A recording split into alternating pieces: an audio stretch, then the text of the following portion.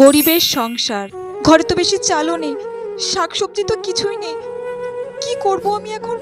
যাই হোক, মেয়েটাকে অন্তত দুটো ভাত ফুটিয়ে দিই, আমাদের না খেলেও চলবে। যাই, ভাতটা বসিয়ে দিই। আই মা, খেয়ে নে।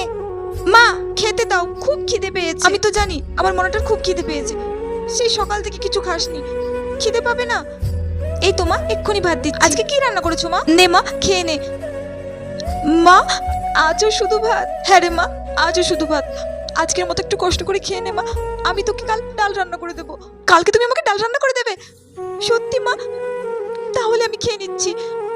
মা, কালকে যদি তুমি আমাকে ডাল রান্না করে না দাও, তাহলে কিন্তু আমি ভাতই খাবো না। মা, তোমার আর বাবার জন্য ভাত আছে তো? মা না, আমাদের জন্য হাঁড়িতে ভাত আছে, তুই খেয়ে নে মা। ঠিক আছে মা। আমাদের এমনই কপাল, মেয়েটাকে যে একটু ডাল রান্না করে দেবো সে ক্ষমতাও নেই। মেয়েটা শুধু ভাত খেয়ে কতদিন থাকবে?